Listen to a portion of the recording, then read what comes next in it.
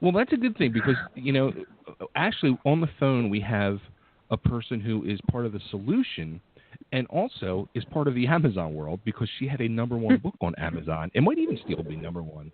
Let's welcome back to the show the one, the only, our good friend. Let's just call her Duff. What's going on, Duff? Hey, Bay. Hey, Nick. So thank you very much for having me back on. Oh, absolutely. Thank you for thinking that I'm part of the solution. You're part of my solution. Like, you bring me back to reality with our little emails back and forth. So thank you. Thank you. Yeah, I'm so glad we met. I feel like you're my Philly friend, and I can't wait when I get down for a hockey tournament. We'll have to go to Wawa. The funny thing is, I drive by one of your spots a few times a week, and I think of you every time I go past there, the charcoal pit in Delaware. Oh, okay. The charcoal pit, have you stopped there, Bay? It's amazing. I you know what? I'm not a fan. You're not a fan? Not a fan. Maybe because I'm used to eating hockey rig food, but yeah. But I'm down in your area quite a lot. I've got family there, and then I'm at hockey tournaments and curling tournaments as well. And so, all right. So I'm going to have to get a list from you guys of all the great places. So maybe I can expand my horizons. But you know what's amazing? Okay, driving from the Aston rink to the charcoal pit, my son just screams out, "Stump munchers!" And apparently, there's a small business in your corner of the world, and the business is called Stump Munchers, and it is the funniest, most amazing. The logo is of this super buff beaver, like really, like unbelievably muscular beaver wearing I think he's wearing a flannel shirt and a hard hat. And these the fine people at Stump Munchers will come and get rid of your stumps from your yard. That's funny. I just pulled it up on Google. Yep, it's a beaver with a hard hat. Isn't that beautiful? I know. Oh, so every funny. time we drive by, I mean, I would buy every piece of merch that Stump Munch. I would buy the T-shirt, the coffee cup, you name it, because it just makes me so happy. It was, it was funny. I love the children, the late writer Roald Dahl, who wrote The Fantastic Mr. Fox, and a couple years ago, this director, Wes Anderson, made a film called The Fantastic Mr. Fox. And all the actors moved into my house, and then we recorded it. We have a farm up in Connecticut. So George Clooney and Bill Murray and Jason Schwartzman and the entire cast and crew moved, crammed into our farm. And Roald Dahl's daughter was with us, and she had this really funny game where everybody had to pick their favorite like food logo that would represent them. So like my husband's Mr. Peanut, and my kid loves the Pringles guy. I love this place called Mr. Chicken, which is based in Jamaica, but actually I would totally go for the Stump Munchers beaver because it's awesome. You've got to take a Stump Munchers when wins you see it out. on somebody. You've got to take a photo and put it up so all your listeners can actually see the majesty that is in local business logos, because it's a great character. That is funny. Now I'm going to be on the lookout for these Stump Muncher trucks and all. There's a it's called the Bader-Meinhof phenomenon. So now that I've mentioned Stump Munchers to you and your audience, I promise you're going to be aware of it. And within 24 hours, the Bader-Meinhof phenomenon is that within 24 hours, you're going to see something related to Stump Munchers. Just while you're driving a car, now that you're aware of it, you will notice it. And that is the Bader-Meinhof phenomenon. It's funny because when I just looked them up, they're based out of Newtown Square, Pennsylvania, which is like 20 minutes away. And I was talking to a buddy of mine earlier, and he has an office in Newtown Square, and he's like, as a matter of fact, he's going tomorrow for testing. It's weird. He told me, he's like, they found out I have enlarged lymph nodes. I got to go for testing tomorrow. I'm like, oh crap. All right. He's like, so I'll be done by like 1:00 if you want to swing by the office afterwards. So now I'm going to go there purposely looking for stump muscles. You're going to be well, you know what? Well, you're a very nice friend to be supporting your buddy who has enlarged glands, and then, you know, I think if you happen to point out that really muscular beaver, you know, it may give him a good laugh. I'm sure it will. I am sure it will. Exactly. You know, I think it's so important, you know, to be a good friend to somebody who's going through an illness, because people get afraid and we don't know what to say. And sometimes when people are going through a rough patch, we kind of think that, oh, we can't have our normal sense of humor, but that's when they really need it. So I think it's, you know, great. You guys can, you know, yuck it up a little bit, and just it'll lighten the mood. But how are you feeling today? You sound great. You had a good jumping into this is the first show since the new year. Yeah, first live show for the new year. Great. I feel pretty good. I feel good till I lay down. That's when pain starts. Yeah. You know, it's weird. Like, I was going through probably like right around the last time we talked. Like after that, or maybe it was before that. I was going through. It was like really bad, and like where I was just literally sitting there nights and just in tears, like with the frustration. And that's when I started with like I gotta find something to help with the pain, and I just can't take it. And that's when I started with like researching the whole CBD oil and stuff like that, and started using that, and you know, it was helping. And then like as of late, the pain really hasn't been too bad, and I'm feeling good, and more positive, trying to keep more of a positive outlook, and especially the big thing like right now, like I'm going next week, and I was telling you I talked with my pulmonary doctor my last visit beginning of December, and I said to him, I said, look, you know, like what do you think is my bigger issue right now? Like, is it the sarcoidosis or is it my weight? And he was like, you know, I really don't have an honest answer for you. He's like, you know, let's do some CAT scans. We haven't done any in a year, so went and did them, and got the results, and it turns out like my lymph nodes are actually larger now than they were last year. So, you know, he's like, you know, it definitely could be the sarcoidosis causing you a lot of the problems, but he goes, the weight is definitely not helping you. So I have an appointment this coming Wednesday to meet with a surgeon about the whole gastric bypass world, to possibly go that route to help me and try to shake this weight and start fresh. Because I know. It's really hard because I understand, Dave, because first of all, when you have chronic pain and a chronic illness, a lot of times like you said, it seems to escalate when you're laying down, and that's because we're not distracted. We usually, like when we're trying to rest, we've put away our diversions, and it's really when we try and quiet ourselves and get rest, the pain really comes roaring back. And insomnia is, you know, the shadow of chronic pain, because it's often hard to get a full night's sleep. So that's one thing to be aware of.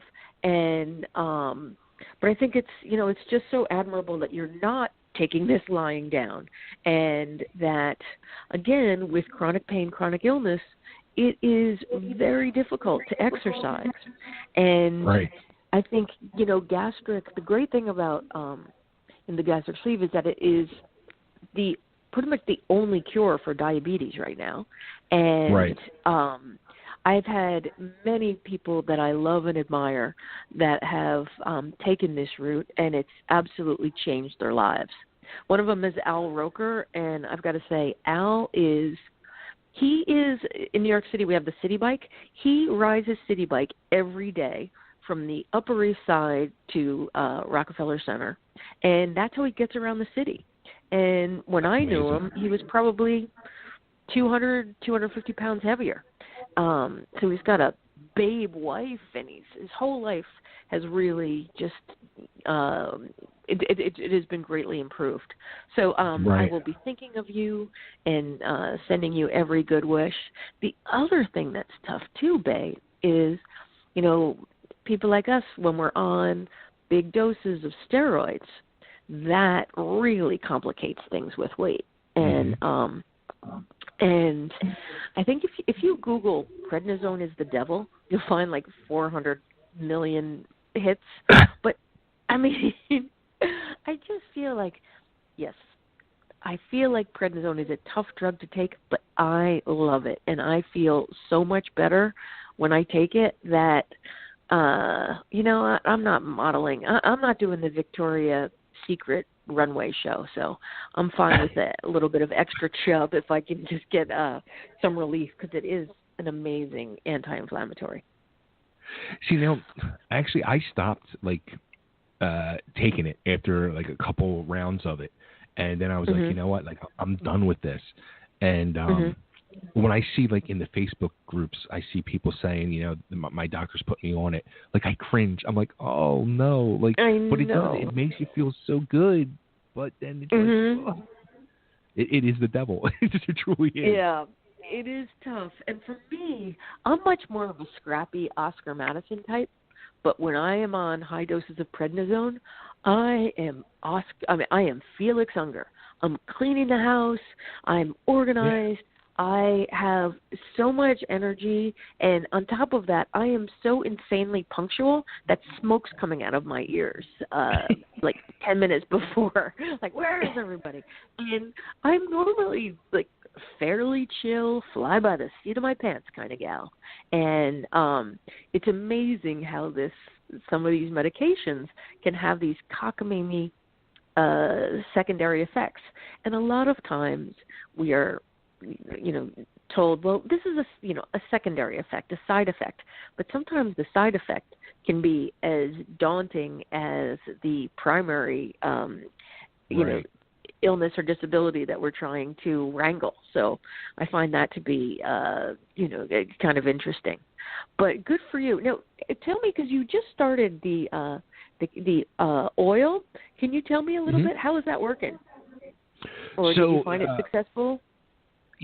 Absolutely. You know, it's amazing. At a health food store by me, actually not too far from the skating rink, actually, they have like their own brand of it, and 3 drops under the tongue, you know, each, as they said, and it's, you know, like the world of sarcoidosis, like each person is different, so you have to keep playing with it and try to find like the dosage that works best for you.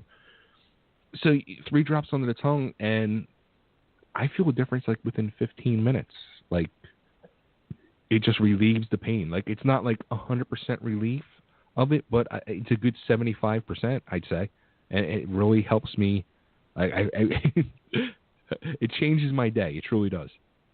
I'm so happy to hear that, and I hope more people will, you know, feel inspired. I mean, I feel like this is a rousing endorsement, and I'm a little bit of, you know, coming from MTV and having, you know, kind of a wild career in my youth. I was always a little bit of a scaredy cat, and just, you know, and I'm just not somebody that can handle weed, but I understand that like the cannabis oil, this is they take this, like, the paranoid part out. They were somehow able to you know, to make it pure and actually have the efficacy where, I mean, it's amazing, isn't it? When we were kids, like, to think that now this is, you know, legal, and it's just unbelievable. Well, I mean, it doesn't give you any Like there's no high to it at all. And it makes you, it kind of relaxes you too at times. Like it's funny because we joke because we have I have a bulldog and now this is like the fourth bulldog we've had, and all the bulldogs we've ever had have been very like bulldogs. They just like lay there or they're like a pillow. This one like is a the exact breathing rug? opposite. Yes. Well, not this one. This one's real high strung, and he still thinks he's like this little puppy, and he wants to jump and play, and he's like 80 pounds.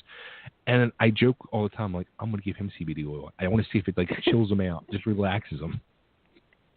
Yeah, well, they do have like, doggy downers. I actually did a story on it. They've got like Valium for all types of for dogs that and cats that are more high strung. So bulldogs, which are just the most beautiful dog. Now, they tend to have really good names. What is the name of yours? Bosco the Bulldog. See, Bosco. See, they're always great alliterative.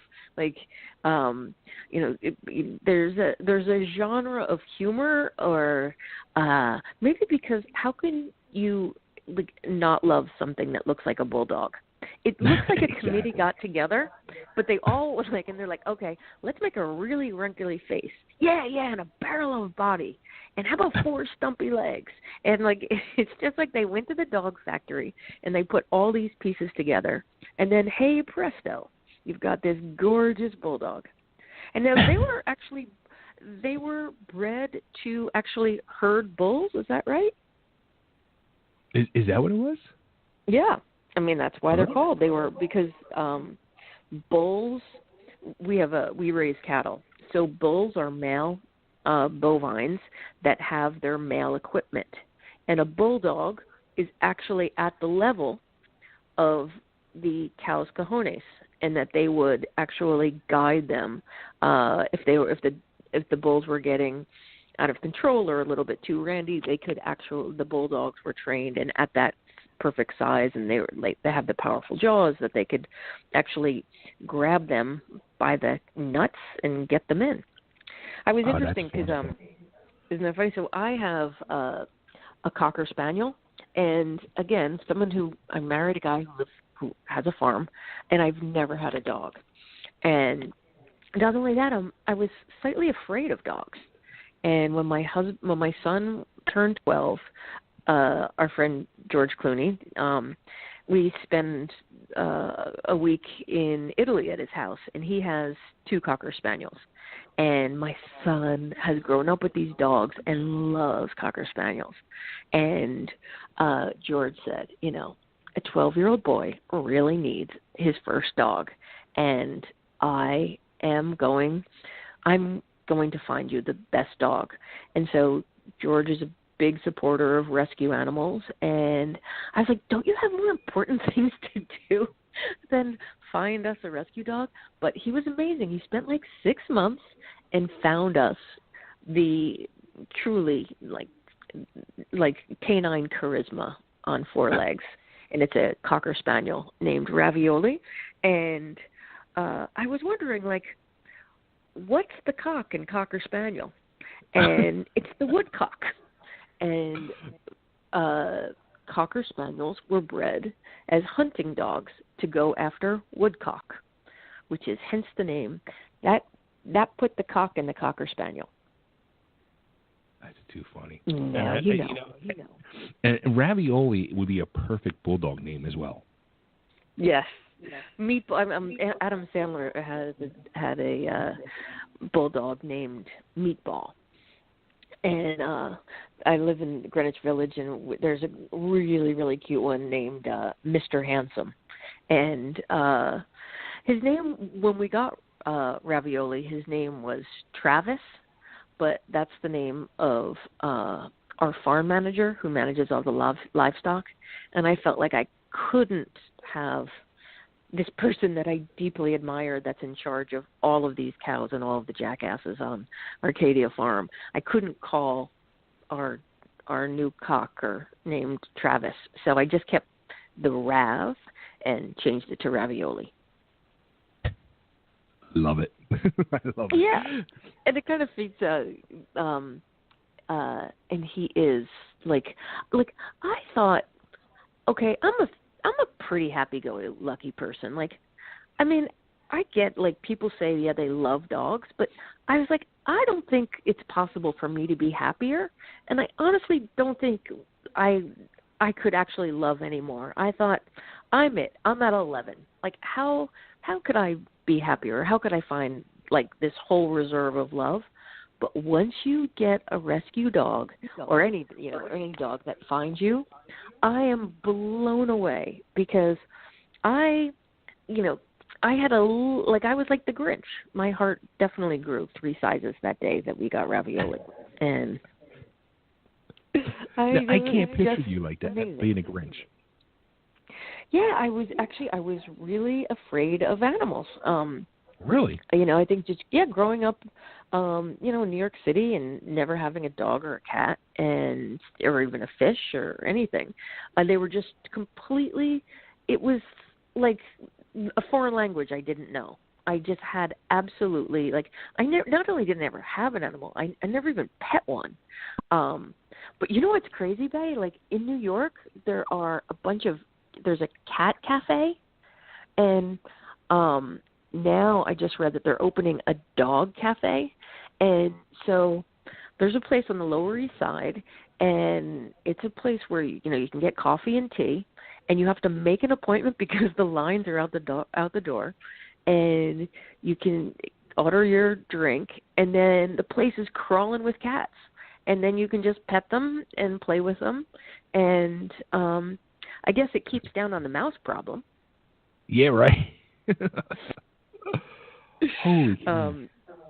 I know. And in the city, all the bodegas and delis, like, when I was growing up, every bodega, every deli had their own cat, and they've kind of not as much. But I thought it was kind of interesting too that they're having a dog cafe.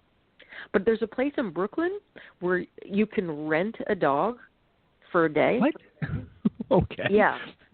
So, people want to go for a walk or you want to use it as a chick magnet. And so you can go, and they're rescue dogs, and you put a deposit down, and the idea is getting these dogs walked and then people making a kind of side economy of using dogs as a lure to, attract people, and it's kind of amazing. I've read that, well, especially because your dog, Bosco, is super energetic. I've found that even on days when air hurts my neck, and I just feel like, I can't imagine. I couldn't wait 1 second to know that if Ravioli needs to go out and use a tree, and I feel as much as the dogs are in service to us, or the animals are in service to us, we in turn are in service to them. And this, relationship is mutually beneficial, and that people who have dogs are actually healthier because we have to get out and get moving in order to keep our animals healthy. So that's a great thing if people can kind of include that in their medical plan. Yeah. Even if you have to rent one. Even if you have to rent one. And that when you pet a dog, when you're stroking an animal, or a cat, that you release a hormone called oxytocin, which is the bonding hormone, which is the feel-good chemical. So at the nursing home where I volunteer, they had cats, and then we would have therapy dogs come, and I'm a volunteer with FEMA, the Federal Emergency Management Association, and a lot of people, we'll be going to a disaster site, and I saw this lady, and she had a cat in her backpack, and she said, "Oh yeah, it's a therapy cat." So she brings the cat to the Red Cross shelter to comfort people. And I just read that there's a funeral home that you can have I think it's a Labrador Retriever. No, a golden retriever? Will come and is super snuggly, and those are the ones that kind of look like they're smiling, and Right. they're a comfort animal for funeral homes, which I thought that's pretty cool. I know. Now you Very would love nice. this. My older daughter, she works at the local library, and they do like maybe once every other month. They do pet things with dogs for like service pets, and they have people come in. It's like a whole thing. But yeah, it's the whole world of service animals, and I think just people learning how helpful dogs or cats can be to us is just really growing daily. I know. I was just reading about when you said that your daughter works at the library, that there is a service animal. It's called reading rabbits, and apparently kids, they use it for kids who are learning to read, who have speech impediments or English as a second language, whatever is maybe a slight obstacle in reading out loud, that they have rabbits. And I'm thinking, what? So I called them, he's like, why rabbits? And like, why not like a hand puppet? And they said, well, no, like stroking an animal really calms you down, and the number one fear in the world is public speaking. And the number 2 fear is death.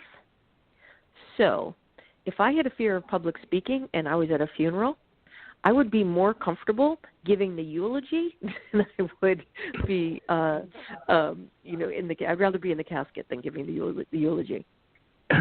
But apparently reading rabbits, they don't have the facial muscles to give stink eye, like, if somebody like really reading slowly. And I guess maybe because they have big ears. I mean, I guess you could use a turtle. There's a lot of other options. That's something we can think about for the next time. We'll think of all the other therapy animals. But I mean, how about like in Switzerland? Like they had those St. Bernards with a little keg of brandy underneath their necks. Oh, absolutely. Yeah, we could make like little whiskey turtles, or tape them onto the shell, and then off they go. Oh, that's all wrong. Well, helping hands monkeys are pretty tricky. Have you ever heard about them? I want a monkey so bad. Oh, I want a monkey. Do you have? When I was a kid, there was a monkey. He was a chimp, and his name was Mr. Jiggs, and he was on like all the TV shows. Like he'd go on the Tonight Show, and he would come to our schools when we were kids, and like, he'd roller skate and smoke cigars, and his name Mr. Jiggs, and like we'd be driving home, and you'd look out and he'd be swinging on a tire in his front yard. He lived like in a regular suburban home. But I don't think I hear, chimps, I think they get big, but a little cute little capuchin monkey. Yeah. Just think about a monkey in Bosco. That could be a show. Oh, please. And I have another dog, and I have a cat, too. You do. So yeah. You're like, you've got an arc over there. So you know what? Yeah, who would even know if it's a monkey? You could just say, oh, no, he's just a stuffed animal. Because they're so sweet. But there's an amazing organization based in Duxbury, Massachusetts, called helpinghandsinternational.org, and they train tiny little capuchin monkeys who are very nimble to work with people who have high spinal cord injuries, and like they can pour you a drink, brush your hair, brush your teeth, drop it, pick up anything that you've dropped, and they're a service animal. And a friend of mine, her son has cerebral palsy, and he has a service animal, and the service animal has a federal tax number because he's thought of as an employee, because he's trained and actually does a job. Oh, that's awesome. But in New York City, the mounted police, the New York City mounted police, the horses that you see when you're going through Times Square are named after police officers who died, and then they serve. Yes, so that's how they get their names. And I have a family member who was NYPD who was killed on the job, and there was a horse named after him. And because we have a farm, we have a stable that could fit multiple horses. And so when the NY mounted police horses retire, they retire with a full pension. And they have like a medical plan, dental, and so they leave New York City. And I was like, well, I have a history of, my dad was a cop, all my cousins and uncles. And so we had them come look at our farm, but it was too quiet. That these animals are so acclimated to the sounds of New York that to be in a quiet farm would just drive them crazy. So we never got them. But you can donate for them, and it's amazing if people have, if anyone has land. It's a great thing to do, and also it's not a burden on the person because horses are expensive. But you've got these beautiful horses that are trained and that have been, unbelievably helpful to our civilization. And I love the fact that they are treated so humanely. Oh, maybe CBD oil would help them as well in the country. I love it. I think that would be really good getting him. I mean, I was thinking, well, what if I just honk the horn, or we get a soundtrack of, but they are really acclimated. I mean, and they're just beautiful. But maybe you're right. Maybe we'll just have to, when they need to go out to pasture, maybe it needs to be someplace not so wildly bucolic.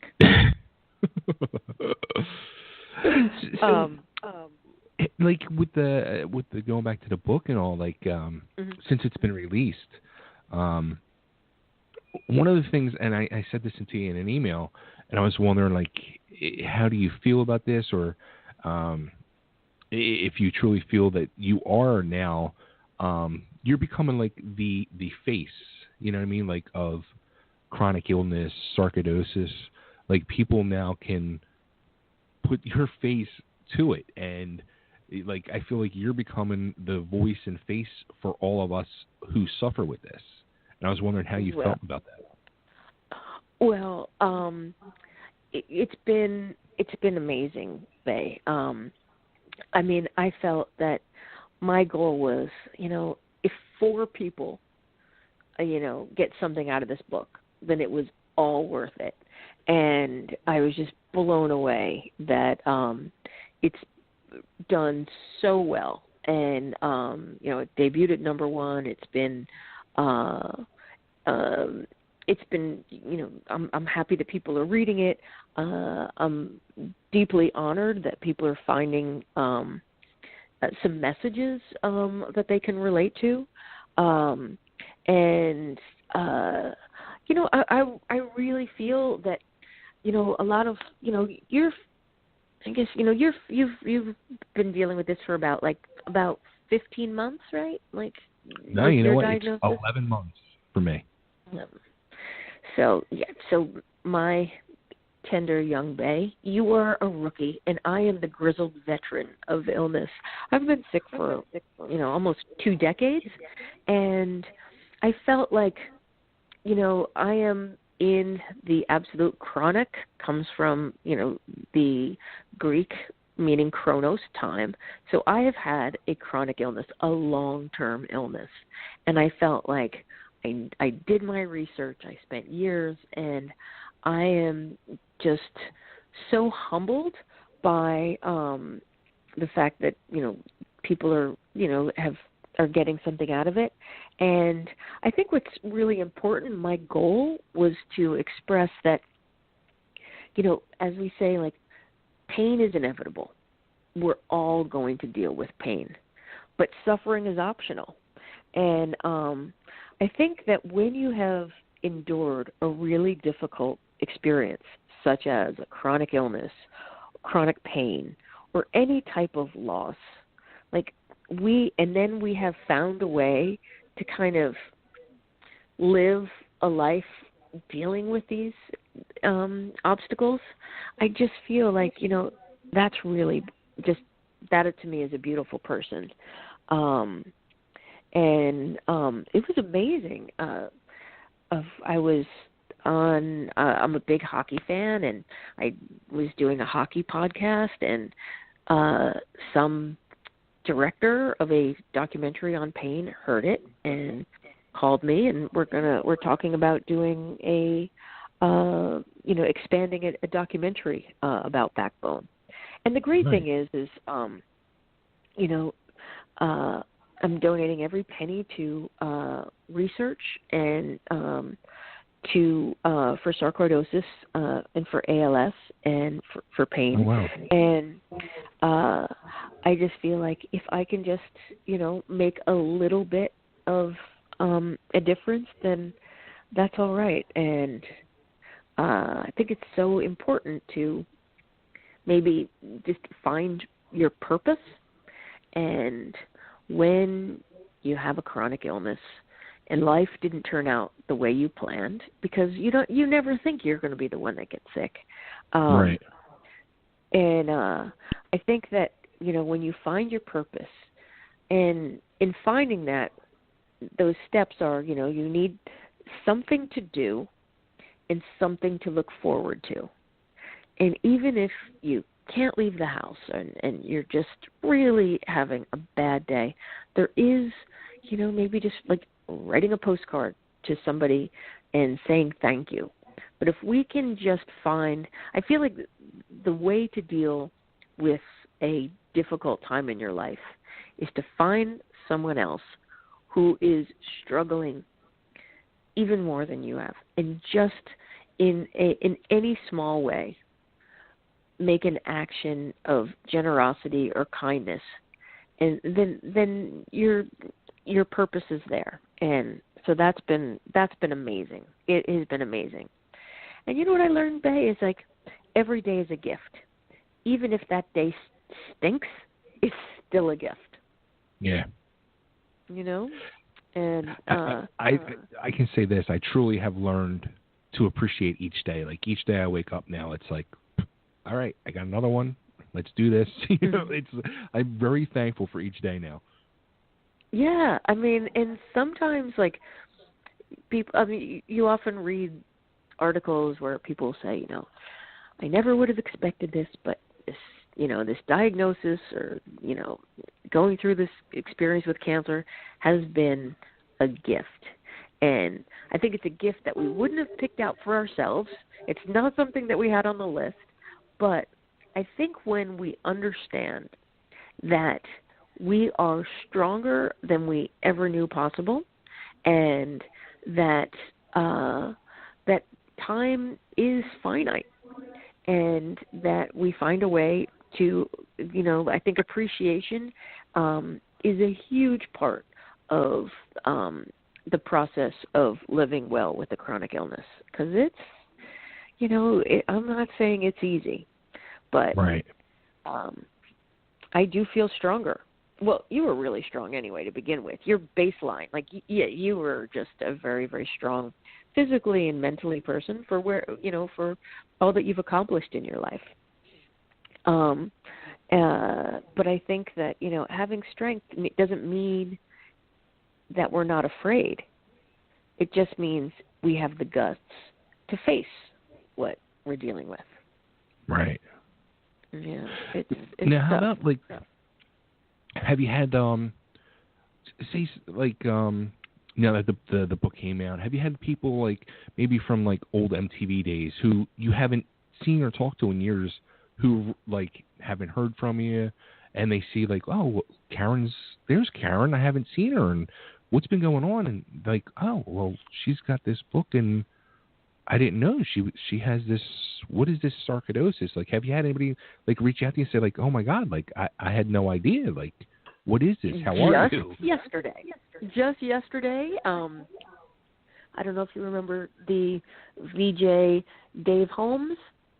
He was like, it was the contest of who wants to be a VJ, and I hired like a really scrappy kid, Jesse. I think he won, but this kid was in second place. Dave Holmes, just a lovely, lovely guy, and yes, he reached out, and it's just funny because I think when you do put a book out there, you are opening yourself up for criticism, and I understand that, and I was ready and prepared for that. I think what I was unprepared for was like this tsunami of support. I was expecting, because, when I've spoken about it and spoken about like my treatment, because I feel like there's a reason why I've been living this long, and I think my job as a communicator served me well as a recreational therapist, working in nursing homes and then working at MTV and then going into film. I feel like I had a gift as a communicator, and now that I have an illness and I'm exposing a more personal side of my life, I feel like, well, I'm strong, I've got guts, I'm going to just get out there and maybe I can do some good.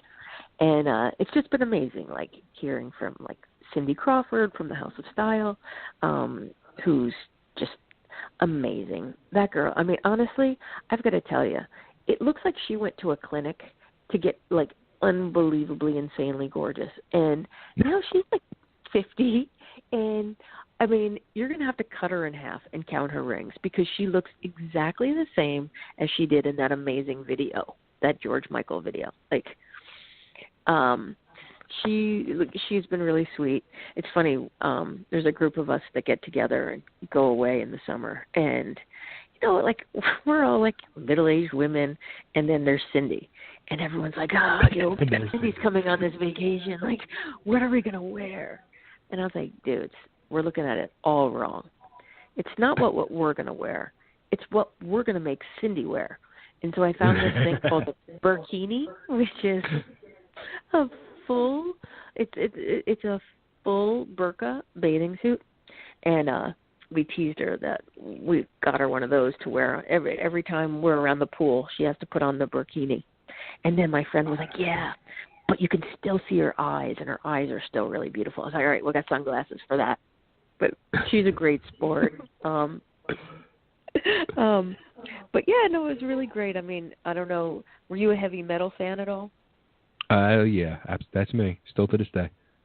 Yeah, me too. So I used to date this kid from Ugly Kid Joe, but I wouldn't say he was heavy. And he's amazing. He was great. So it was great. Like, I heard from him, and I didn't hear from Ozzy, but I'm very fond of Sharon, and Sharon sent me a nice gift basket of bath products.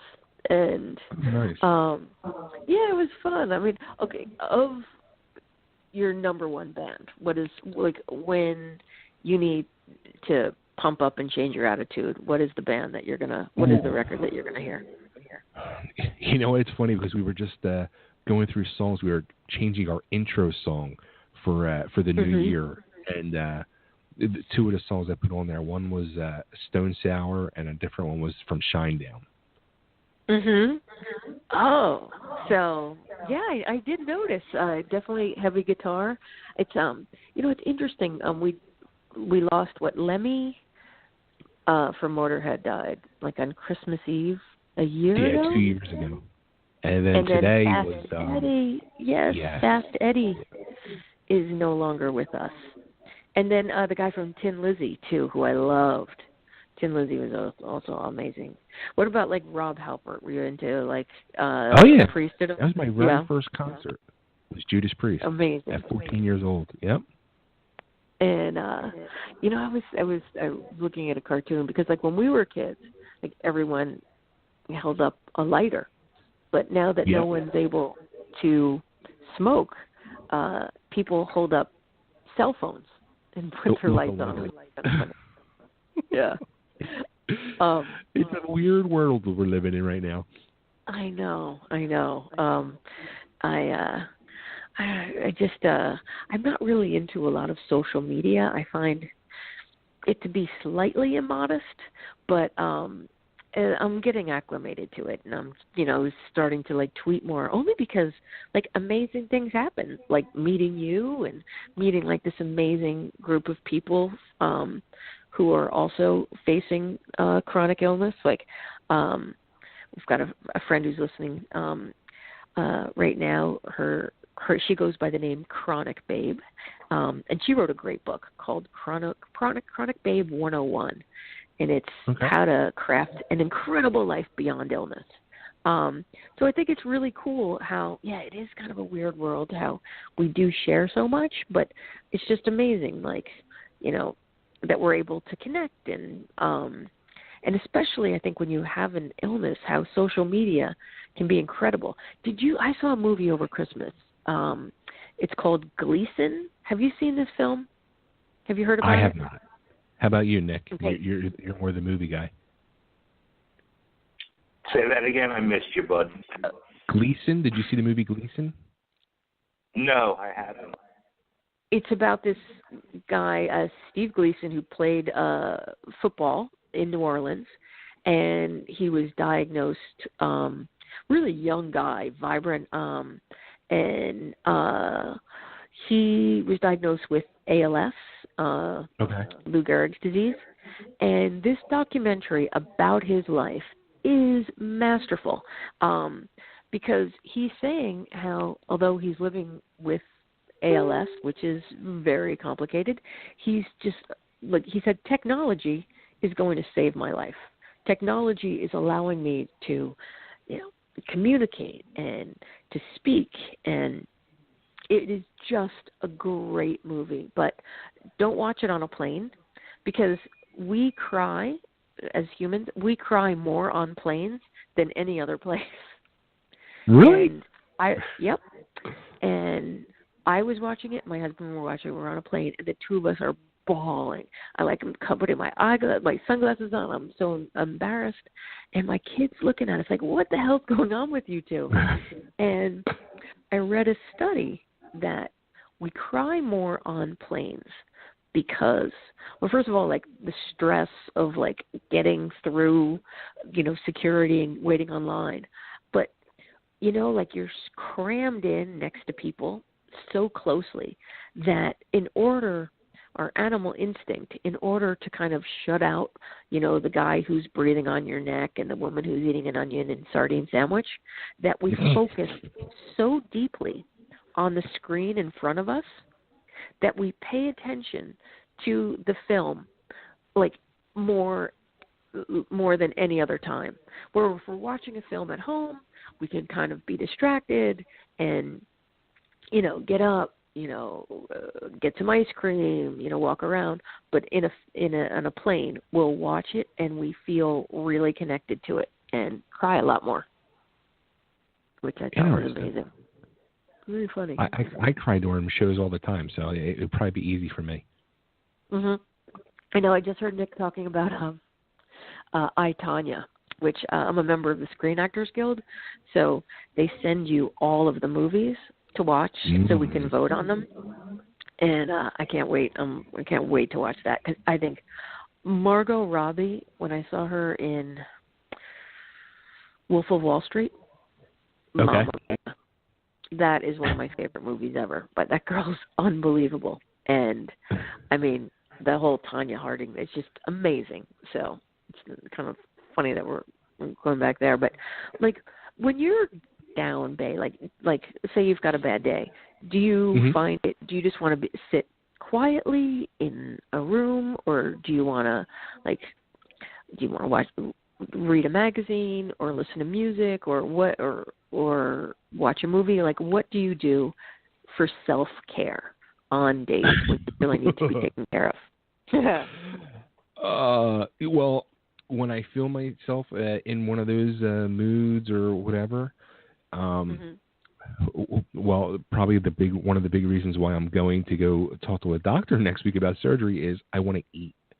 I want to go to either my local Hooters or this other place that I love their wings, and I just want to go eat wings, the hottest wings there are, and drink some cold beers and just zone and not be bothered. Well,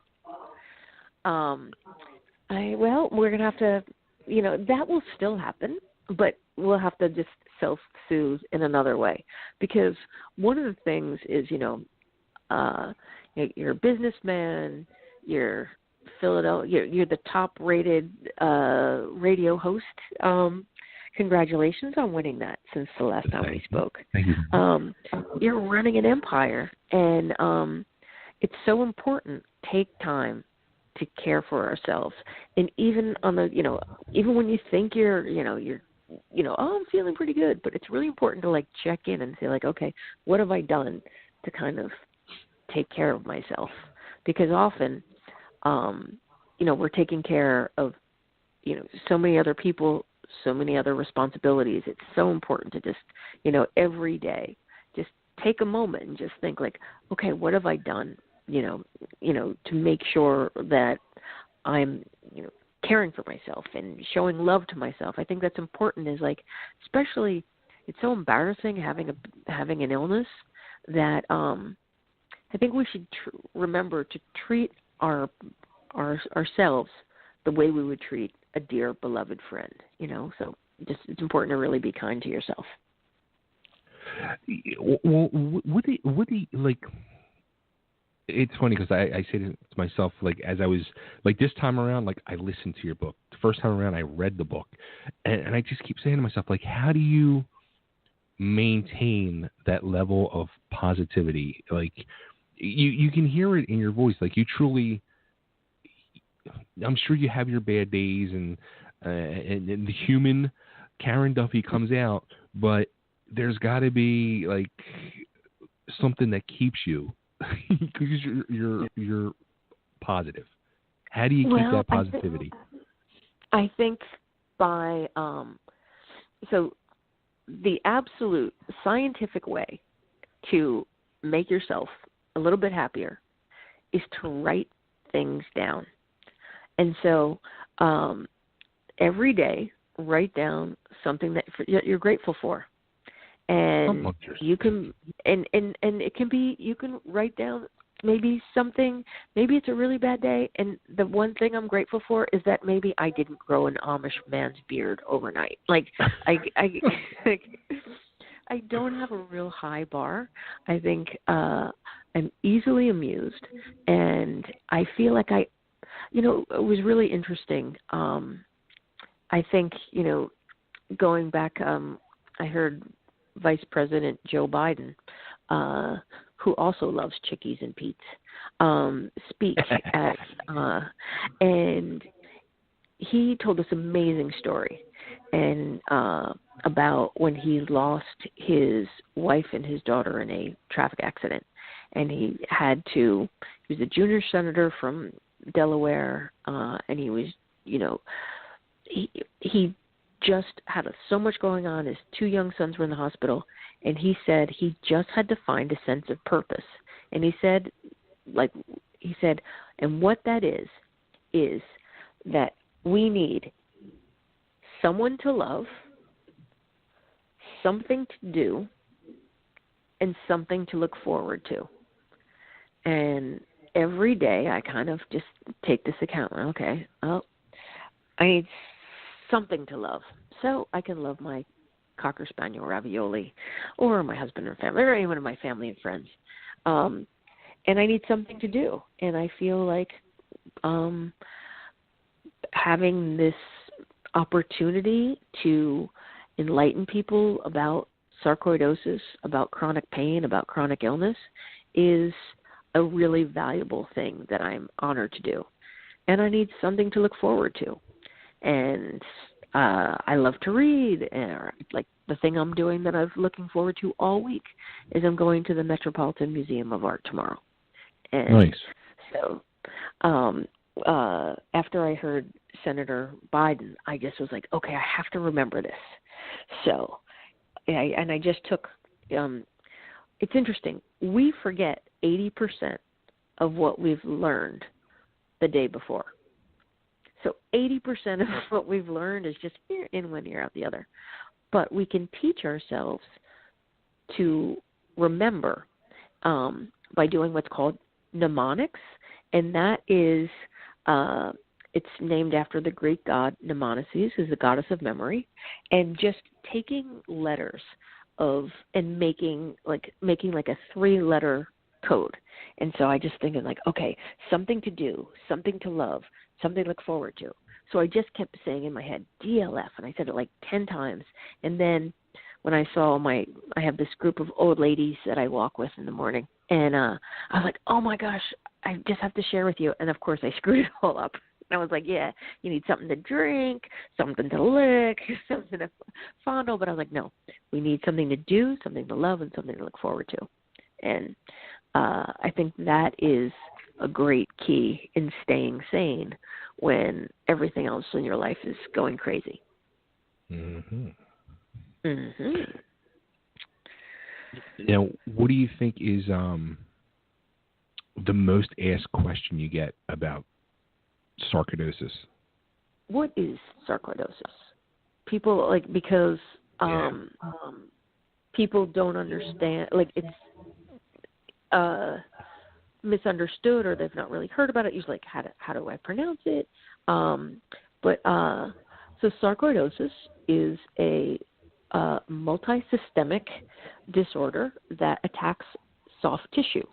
So it can attack any part of our body except teeth and hair, because you can get it in your bones. And so some people have it in their lungs, and probably 90% of those cases, I would say 80, maybe between 80 and 90% of the cases of people who have sarcoidosis, it will resolve on it, with a little bit of treatment, and often you only have one big episode.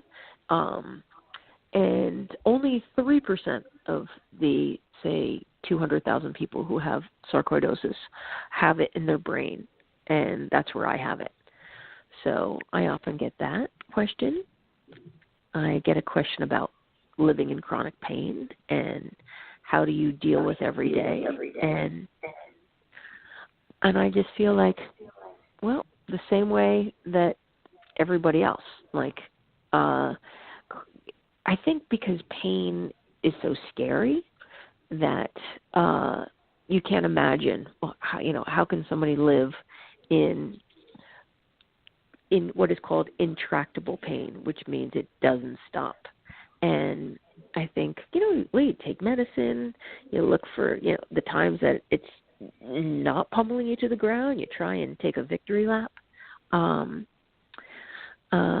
So those are the big ones. It's like, what is it? And then how do you deal with chronic pain? And I try not to be too scary because I want to be honest, but it's really not the scariest thing. I think, the more you know, the more you're able to deal with it. And, talking about it is really helpful, just getting it out there, because it's, right. There's a lot of shame with illness, because you're embarrassed. You think, like, I don't want to be a bummer. I don't want, I try and hide it a lot, I don't want people to know that I'm having a tough day, or I don't want people to know because I'm embarrassed. It's tough. I mean, in the beginning, right? It was kind of hard, right, for you? Sure. Was it? Yeah. Yeah, it's still hard to do. Yeah. Do you think your time working in nursing homes and still even volunteering and stuff like that has helped you, like, deal with it as well? Absolutely. Absolutely. I think that I've always, since I was, 12, I've always been drawn, like every job I had, I was always going into the healthcare. And I really love, I liked feeling useful. I liked feeling like there's something I can do here. And again, I didn't scare easy. So I would work in group homes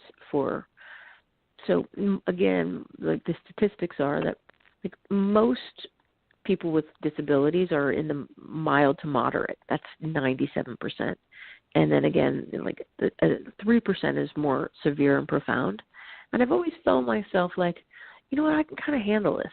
So I feel that the skills that I had as a recreational therapist and now as a hospice chaplain, I think they've taught me that normally I'm a one-woman conga line. I'm like, I come flying out of a cannon, I'm joking around. But as a chaplain and as a advocate for chronic pain, I have to use an entirely new skill set. I have to be quieter, I think a softer approach, because when someone's in either deep emotional pain or physical pain, I just really want to show my sensitivity and that I am honoring their pain, what they're going through. And I just try and actually, it's funny, I really don't say much. It's more of just being there. And one of the things, when I have friends who are dealing with chronic illness, I just try and say, like, this is, when somebody reveals to you that they are having a very difficult health issue, the one thing that I found the best thing to say is, I'm here if you need me. And another way to kind of be a good friend is a lot of times we say, because we don't want to, maybe we're honoring their privacy, but like, oh, what can I do?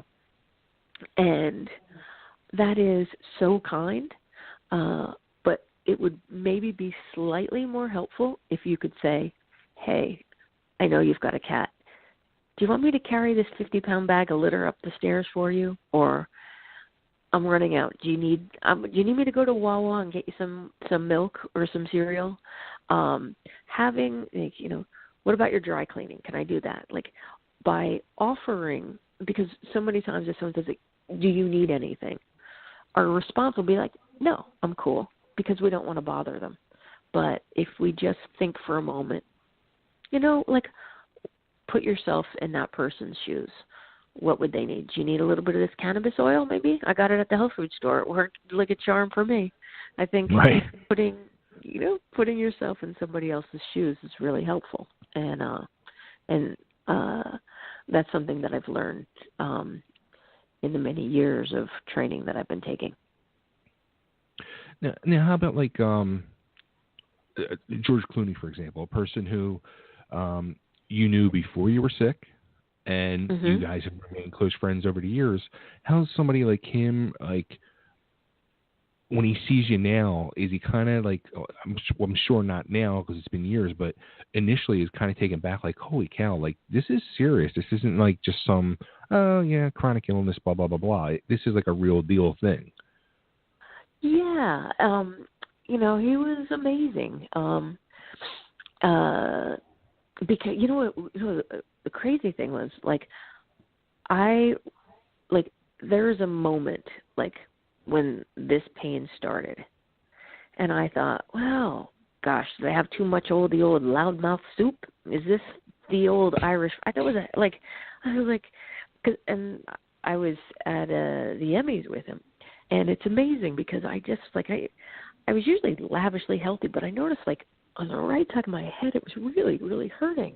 Like, and there's a photo of us at the Emmys, and I was like, you know what, dude, I'm really feeling bad. I'm just going to fly home.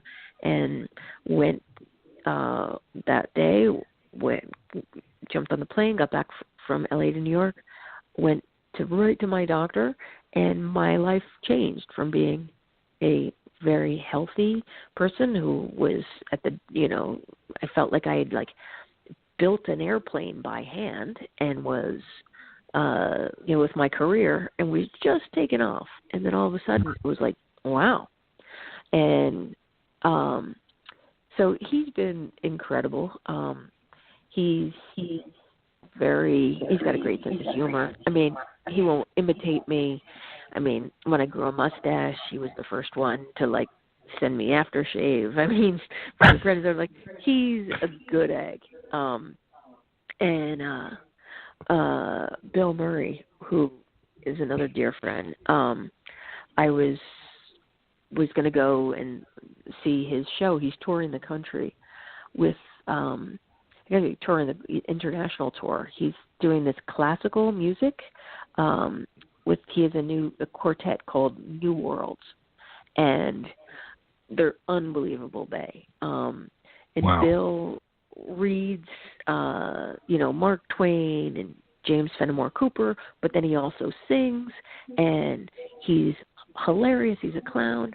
And I was going to fly. I had a free ticket, and I was going to fly out to see a show, but I was just too sick. I could not get on the plane.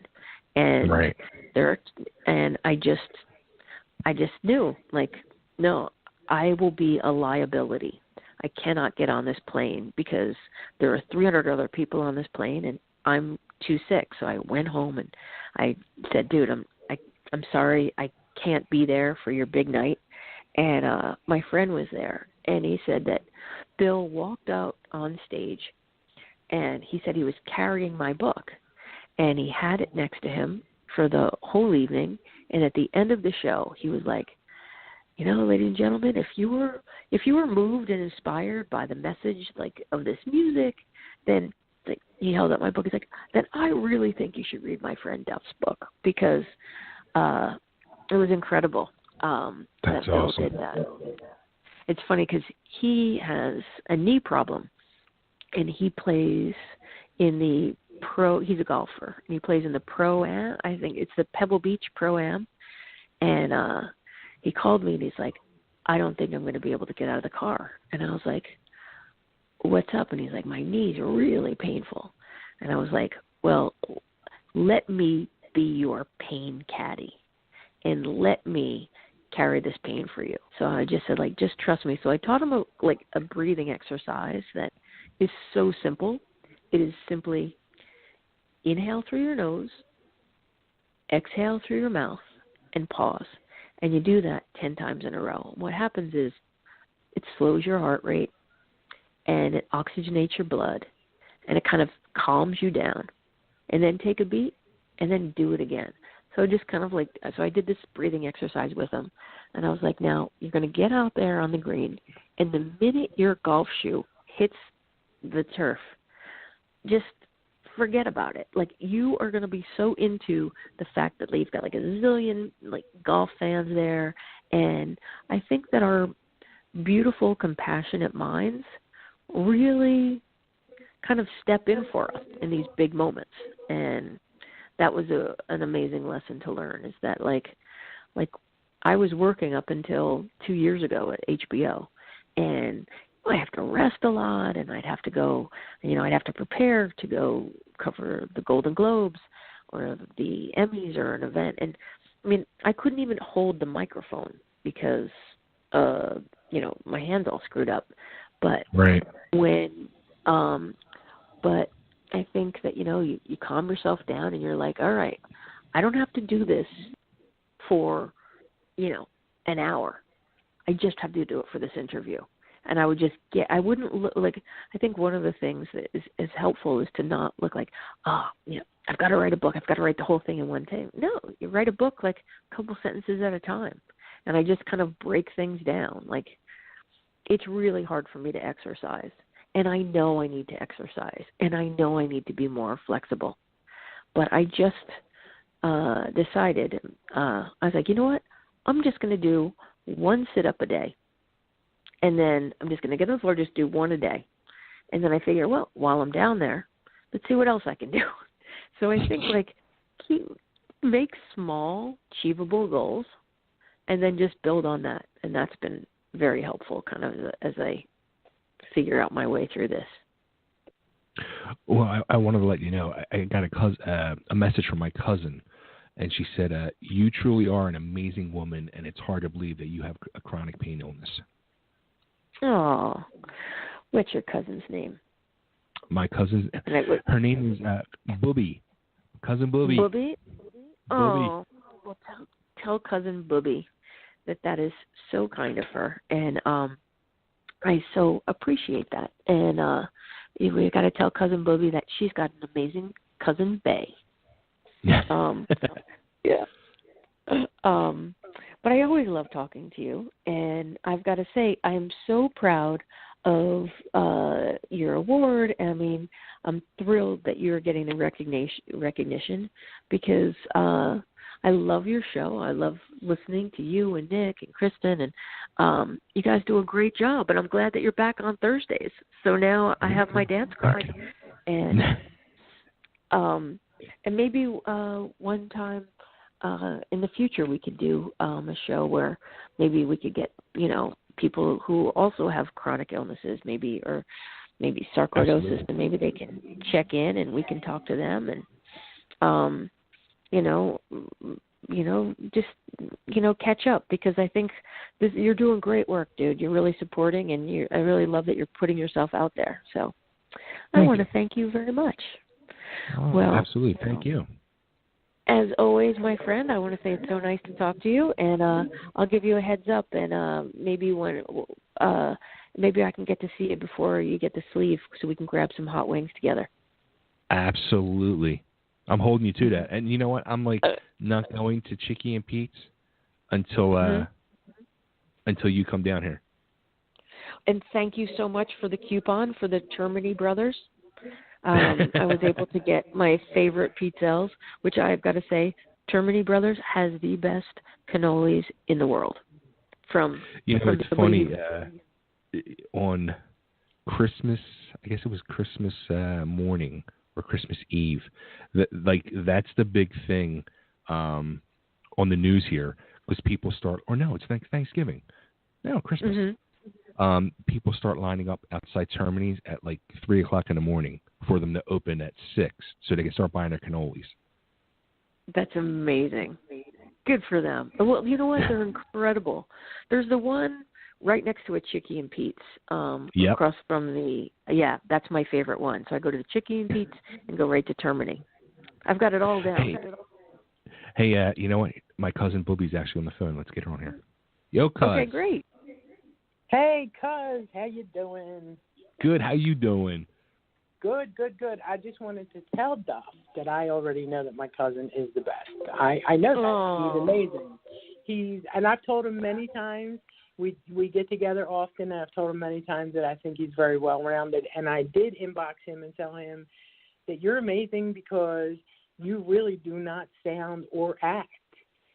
I also suffer from chronic illness and chronic pain, and I nothing to the extent that you guys have, but not to think that my illness is not important. I suffer from reflex sympathetic dystrophy and lymphedema. My cousin Bay knows. I'm actually facing amputation.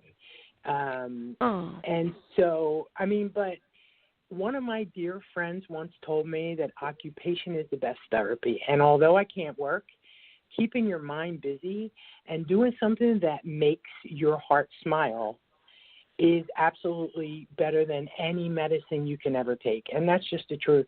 But I've listened to this, and I'm literally sitting here like I was a recreational therapist. I was activity director at a lot of long-term facilities, and it makes a difference.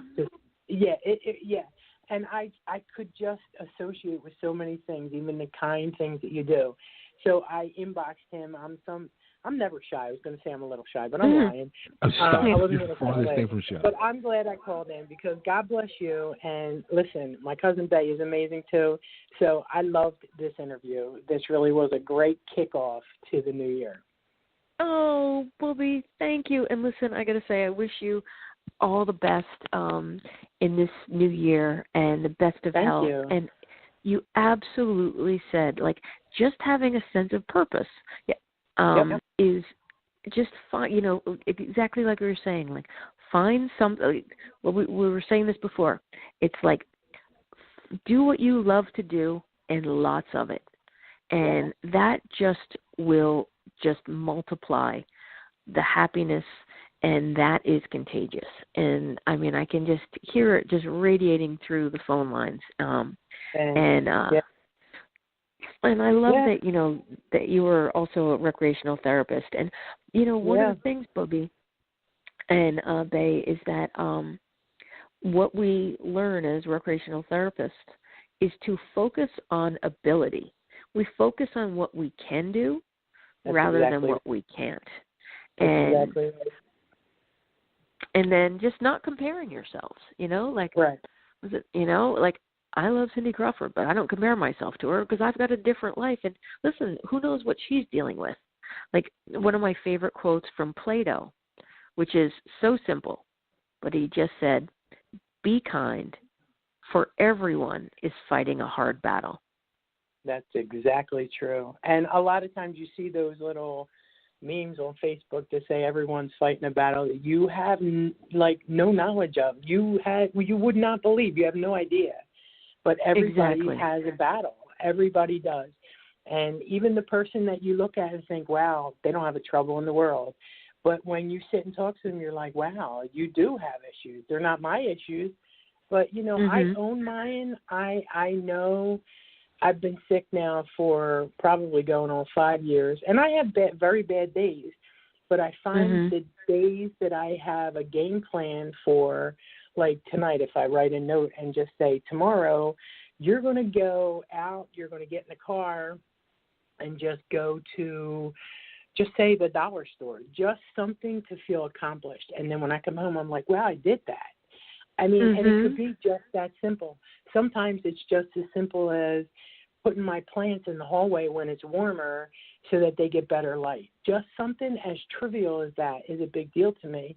And I also remember being in long-term care. In the morning we would do warm-up exercises. And the best video I ever showed my patients was the video of exercises that you could do from your wheelchair.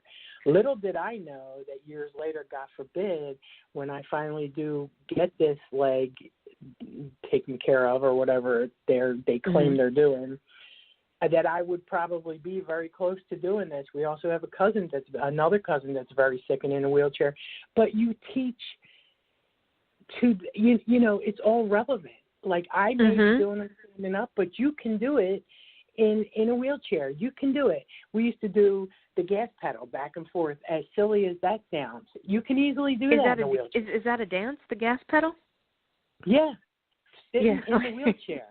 Yeah. Like the Cabbage Patch.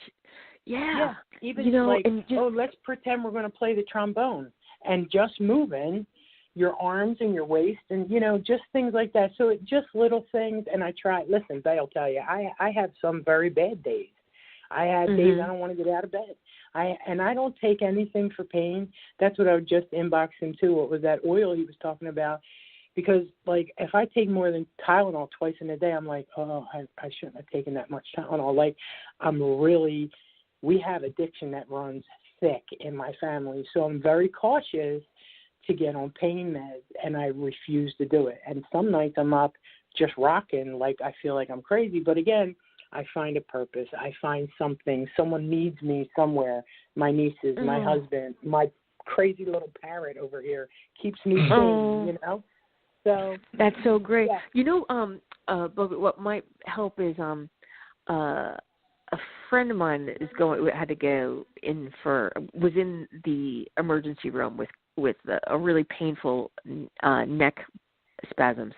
And so I went on YouTube and I found something called a guided meditation. And I have to tell you, on nights when you can't sleep, you can just go on YouTube and you just Google in guided meditation, and there's so many of them. And what they do is they just say, like play this, and it's a guy's really nice, smooth James Bond voice, and then they talk you, and it's almost like it's to relax yourself, but it really helps distract yourself from the worry. I think, a lot of times we carry worries with us, and also the physical pain. And somebody explained, they described physical pain is like picking up a refrigerator and carrying it all day, and then you don't get to put it down until you get into bed. And when you get on bed, the refrigerator falls on top of you. So I have found these guided meditations. Specifically, there's one by Rodney Yee. He does a lot, but they're all over. And I just usually click on the first one on YouTube. But I found them to be really helpful. It's funny you say that, because I actually have an app on my phone that's called Insight Timer, and that's all they are, is guided meditations. You can do guided meditations from a minute long, sometimes up to 20, 30, 40 minutes long. And they're all for me, they work. I turned my niece on to them. I turn anybody on that'll listen to them, because they don't work for everyone, but for me, it brings me back to right now. And it takes me away from that throbbing, aching, horrible pain, and it brings me right here, right to the moment. And if I have to do that 90 times in this minute that only has 60 seconds, that's okay. That's what I do. And that's a lot of how I fight my fight. That is, it's amazing you said that. But, it's good knowledge for a lot of people to hear. Amazing. Oh, thank you so much. Well, I've got to tell you, I have just enjoyed this time. I feel like you have given me such a gift, the two of you. So I just want to thank you so very much for spending this time with me today, inviting me on your show. And I really hope we can stay in touch. I will definitely. I'm definitely taking you out, Bay. And Bub, I want to wish you all the best. Thank you so tomorrow.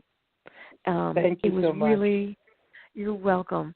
And Bay, thank you so much. I just can't tell you how much really meeting you has been such a gift. I feel like I have a new friend. So thank you so much for having me on.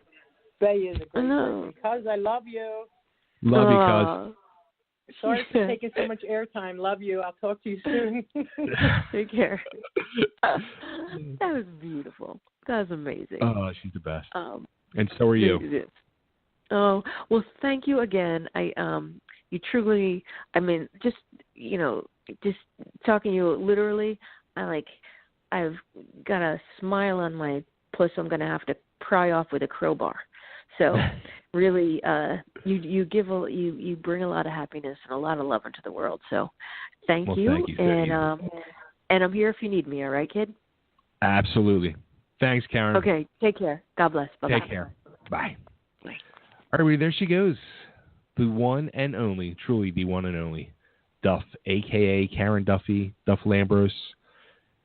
Got to get her book, Backbone. You can get it right on Amazon. Just look her up. Backbone, Karen Duffy. And it's there. Or go on Audible. That's my favorite spot, audible.com. I've done a lot of that stuff. I just got done listening to Karen's book today, but last week I listened to, and Nick, you would totally enjoy this, because I know when we have our rocker friends on, you're always looking for that rock star story. I just listened to Sebastian Bach's book last week, and it's basically... Oh, really? Out of a 6-hour book, there's probably 4 hours of rock and roll stories. And I kept thinking of you the whole time.